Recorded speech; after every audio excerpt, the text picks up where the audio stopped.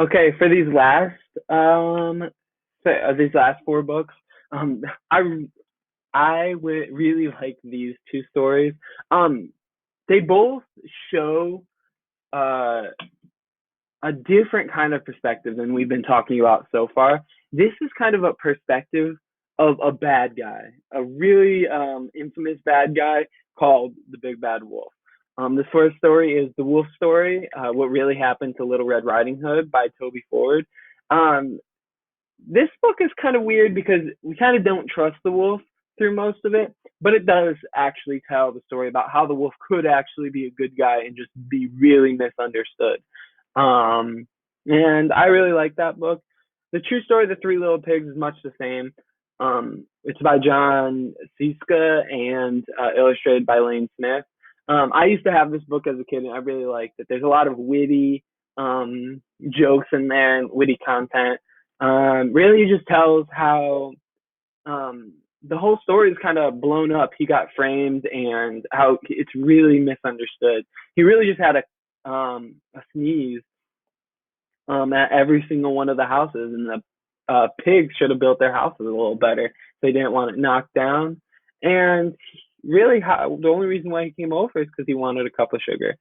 Both are really funny books, really witty, and kids absolutely love them.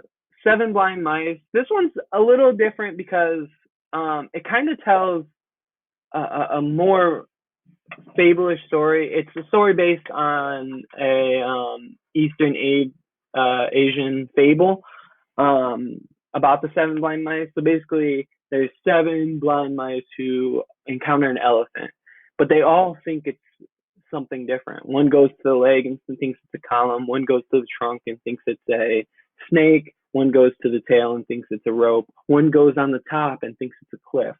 But eventually, and they all start arguing with each other. But eventually, one mouse goes and runs all over the elephant and sees all the different things that each mouse saw, and in the end says, "Guys, you were all right. It does feel like a cliff. It does feel like a rope. It does feel like a snake. It does feel like a column.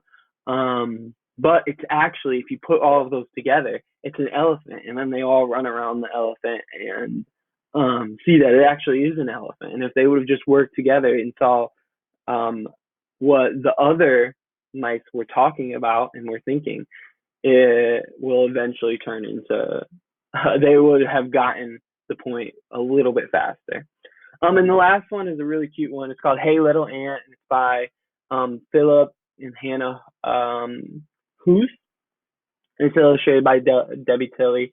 Um, it's it's really cool because it's about a situation that kids often find themselves in. They see an ant on the sidewalk and they're like, should I step on this or should I not? And that's exactly what this our main character is going through. Um, but in this story, the ant gets to talk. The ant gets to share its perspective. And so kind of it goes through even the kid's perspective about how it doesn't think the ant feels anything or doesn't have a family or anything like that. And the ant kind of debunks some of those myths and some of those thoughts from its perspective. Like it doesn't feel like stealing a chip is really that bad because one chip doesn't even make a person full, but one chip for an ant can feed a whole community. And I thought this one was really did a really good job of teaching kids morals along with kind of showing this perspective um, of a little person versus a really big person. It ends really cutely by the ant saying, "What would you do what would you want me to do if I was in your position?" And it doesn't really tell us an answer about whether the ant got stomped on or not. It kind of lets the kids decide what they would do if they're in that situation. But that's it. Thank you guys for listening. I hope you guys liked my tech set, and hopefully you guys can use some of these books in your future classrooms.